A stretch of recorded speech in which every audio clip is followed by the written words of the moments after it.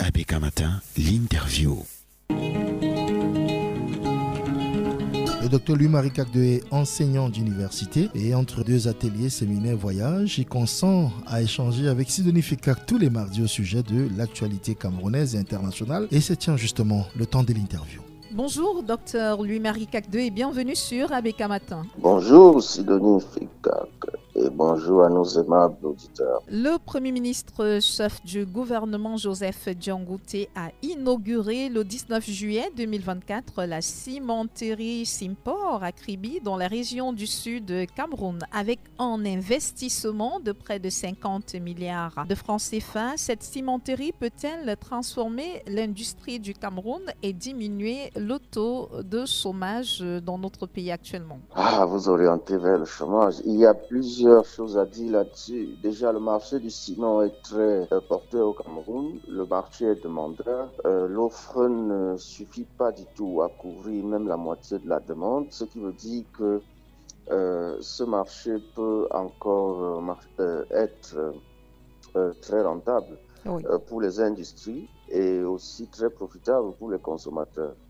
Le problème, c'est que même cette cimenterie, qui va être officiellement la troisième, ne viendra pas couvrir la demande et donc il ne faut pas s'attendre à ce qu'il y ait un impact sur le coût pour les usagers.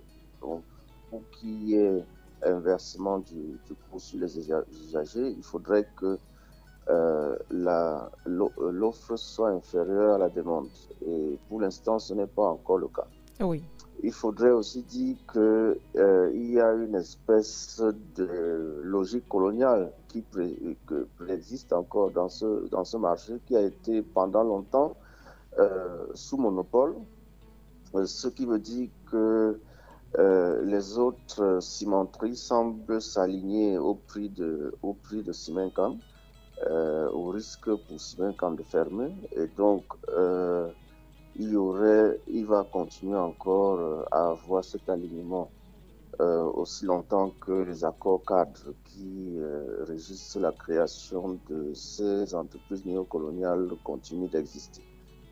Pourquoi je le dis? Parce que si je prends le cas d'une cimenterie comme celle de Figuil, dans le nord du Cameroun, cette cimenterie ne sert strictement à rien au Cameroun, malgré le fait que la cimenterie de Figuil puise ses ressources, sa matière première à Figuil.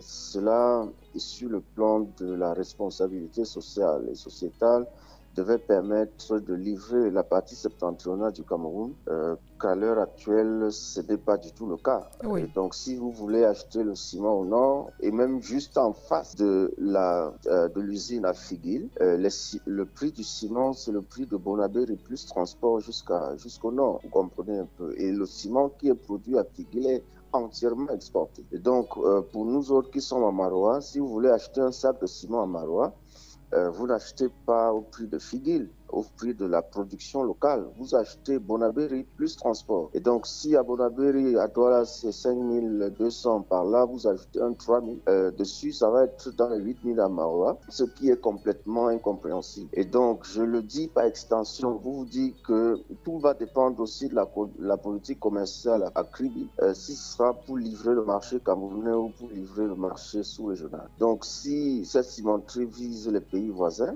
cela n'aura strictement aucun impact sur l'offre et la quantité de l'offre au Cameroun, notamment sur le prix. Et c'est tout cela qu'il faut regarder. C'est aussi la responsabilité de l'État de réguler. On ne peut pas se permettre, comme pour le cas de Figuil, qui est vraiment un cas patent, un cas d'exploitation, et c'est ça qu'on appelle la néocolonisation. C'est-à-dire que dans l'environnement de Figuil, vous puisez les ressources naturelles, vous pillez le sous-sol du nord, mais l'environnement immédiat, en particulier, et le pays en général n'en profite pas du tout. C'est ça la logique néocoloniale que je suis en train de mettre sur la table. Et donc, si l'État ne peut pas réguler ça et faire en sorte que le marché national soit prioritaire, il faut s'attendre à ce que l'on produise à Kribi pour aller vendre en RCA ou pour aller vendre dans d'autres pays voisins. Et dans ce cas, le Cameroun ne serait qu'une terre d'exploitation. Et donc, il faudrait, derrière tout ça, voir la politique commerciale qui est en cours ou bien qui va être mise en œuvre avant de pouvoir se prononcer pour la suite. Mais jusqu'à présent, ce marché du ciment est très curieux. La deuxième cimenterie qui s'est implantée à Douala s'est vue obligée de s'aligner au prix de Sibencam, malgré le fait que dans les pays voisins, ce même groupe-là produit et vend à des prix complètement avantageux pour la population. Oui. On verra bien ce qui va se passer à Kribi, mais moi je ne suis pas très optimiste au regard des pratiques sur le marché camerounais à l'heure actuelle. Docteur Louis-Marie Cacde, qu'est-ce qui peut expliquer que la demande soit en forte croissance au Cameroun, que l'offre soit insuffisante et qu'on en soit à produire du ciment destiné à l'exportation? Le boom immobilier au Cameroun est réel. Au Cameroun aujourd'hui, le pays prend une extension à l'horizontale très, très impressionnante. Et il faut dire malheureusement, parce que sur le plan architectural, les villes croissent soit à l'horizontale, soit à la verticale. Et dans beaucoup d'autres pays, les villes croissent à la verticale, ce qui permet d'optimiser les ressources, les infrastructures qui existent. Oui. Par exemple, au lieu d'avoir, comme dans nos villes, l'extension à l'horizontale veut dire que très rapidement, on occupe de nouveaux terrains avec des maisons basses, des maisons plein pied, et ce qui nécessite de créer de nouvelles infrastructures qui peuvent être des infrastructures routières, qui peuvent être des infrastructures scolaires, Oui. sanitaires, etc. Ça, le Cameroun n'en a pas. C'est pour ça que nous avons des villes où l'accès est très compliqué. Nous avons des problèmes d'embouteillage. Nous avons tout cela à la sortie ou à l'entrée des villes, puisque la croissance se fait à l'horizontale. Ailleurs, ça se résout autrement. La croissance se fait à la verticale, ce qui veut dire qu'on construit des gratte-ciels.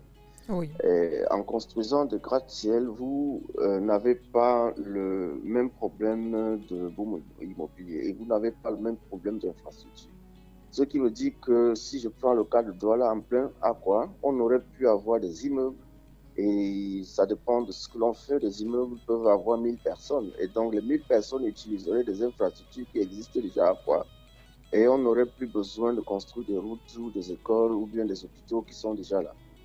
Et c'est très propice. Donc, la logique de la croissance à l'horizontale dans notre pays nous oblige à avoir recours à toutes ces infrastructures de construction qui sont vraiment en extension dans nos pays. Le problème, c'est qu'il n'y a pas derrière une politique publique qui permet d'autonomiser le pays en fabrication, en production de ces matériaux de construction-là. Oui. Vous avez plutôt une logique capitaliste et c'est pour ça que nous autres, on est contre l'économie libérale ou néolibérale parce que l'orientation aujourd'hui, qui est une orientation profit, fait en sorte qu'il est plus intéressant pour une entreprise de vendre en République centrafricaine que de vendre au Cameroun. Et c'est d'ailleurs aussi pour ça que même dans la logique d'importation, les gens importent à partir du port de Douala pour aller vendre en Centrafrique et donc traverser tout le pays pour aller en Centrafrique ou au Tchad et ne pas vendre au Cameroun. Préférer faire 1800 km pour aller en Djamena et vendre plus cher que de vendre au Cameroun. Parce que c'est une logique ultralibérale, c'est une logique orientée profit. Oui. Et c'est aussi pour ça que la semaine dernière, quand on parlait de la SNI, je regrettais que la SNI, qui était destinée à être un fonds d'investissement et puis un capital à risque, que la SNI soit tournée aujourd'hui profit. Parce que ça va plutôt aller dans ce sens de business au lieu de considérer la responsabilité sociale et sociétale de l'État, ou dans la régulation de l'État, on regarderait plutôt prioritairement de combler les besoins locaux et les besoins nationaux. Ça, ce n'est pas réglé. Oui, docteur Lumari Kakdo, on peut quand même se féliciter du fait que la construction de cette nouvelle cimenterie va générer près de 300 emplois directs selon les statistiques. Oui, c'est tout ce que le Cameroun en profitera. Tout dépendra encore parce que il s'agit, quand nous défendons la production locale au Cameroun, c'est pour créer la richesse. Et les emplois font partie de ces richesses-là qui sont créées. Mais à côté, il faudrait voir si ces entreprises vont payer leurs impôts. Et donc, si vous regardez bien, ces entreprises installées dans la zone industrielle sont des entreprises qui vont bénéficier des paquets fiscaux ou bien des remises des impôts. Et donc, finalement, ça engendre très peu de création de richesses au niveau local. Si les produits locaux ne permettent pas de couvrir le marché local, voilà un peu le tableau. Je suis pour que l'on donne des incitations aux entreprises en vue de faciliter leur installation et la production au niveau local, mais encore que cela serve au marché local. Il y a ces emplois directs. Il faut aussi voir que le plus souvent, le gros de l'emploi se trouve dans le circuit indirect. Et si ce circuit indirect ne profite pas au pays, notamment dans la redistribution et autres métiers connexes, alors ce serait un gros gâchis. On n'aurait que ce petit volet qui est formel et puis qui n'est pas intéressant, quoi.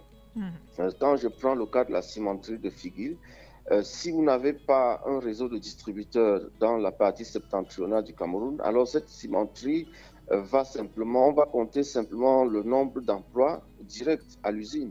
Or, si dans tous les quartiers il y avait un dépôt, cela démultiplierait à l'infini le nombre d'emplois, vous comprenez. Et c'est ça la logique. Aujourd'hui, vous n'avez pas ça pour ce qui concerne la cimenterie de Figuil et c'est très regrettable. Oui. Et donc, le nombre ou bien le volume de création locale de richesse se trouve totalement annulé du fait d'une politique commerciale qui n'est pas propice au développement local. Et donc, ce que nous allons regarder, c'est la capacité de l'État à réguler le marché, c'est la capacité de l'État à garantir la création locale de richesse, à faire en sorte qu'au maximum, le paquet fiscal, les avantages fiscaux offerts à ces entreprises pour s'installer dans la zone industrielle puissent générer des externalités positives au niveau de la création de la richesse, de la création de l'emploi, au niveau de l'opération économique dans le pays. Oui. Et c'est ce qui va retenir notre attention dans les jours et les semaines à venir. Docteur Lumari Kakdo, pour sortir de notre entretien de ce matin, selon la demande actuelle, le Cameroun peut avoir besoin de combien d'autres cimenteries pour pouvoir satisfaire la demande? Aujourd'hui, le marché est couvert à environ 60%, ce qui veut dire que ce n'est pas en termes de nombre de cimenteries, c'est en termes de capacité de production. Oui. Et donc, si vous avez même une seule qui a une très grande capacité de production, ça devrait suffire. Oui. Vous voyez un peu. Et donc, vous avez encore environ 40% du marché à produire.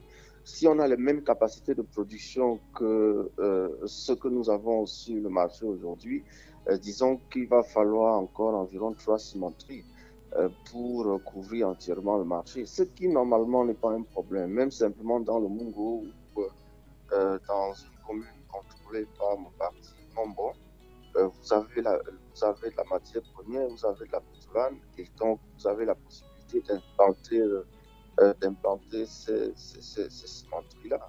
C'est encore une fois de plus une question de politique publique, la capacité à faciliter l'investissement local, à permettre que les sociétés s'installent. Mais je dis que quand on donne ces facilités, c'est pour qu'il y ait pour que cette société ait une responsabilité sociale. Sinon, le gouvernement, l'État en général ne profite pas. Sinon, l'État est perdant.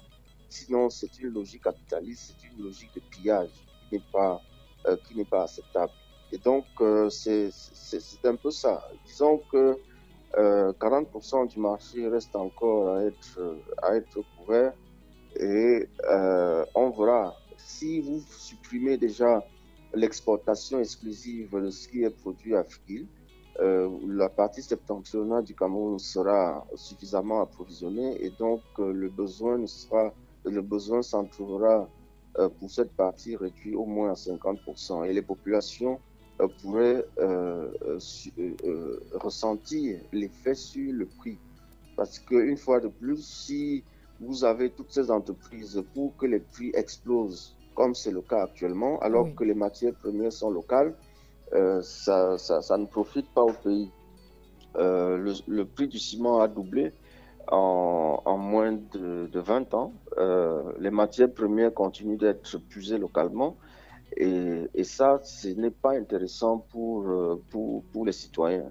Donc, ce qui est intéressant, c'est d'aller dans une logique de régulation qui permette que l'on infléchisse la courbe des prix. Oui. Merci, docteur Louis-Marie Cacdeux, de nous avoir accordé cet entretien sur Abeka Maten. Excellente journée. Tu es du côté de Kribi. Docteur Louis-Marie Cacdeux était l'invité de Sidonie Fikak. Interagissez avec nous via nos réseaux sociaux Abeka Radio Web sur Facebook, Abeka Radio officiel sur YouTube, TikTok et Instagram.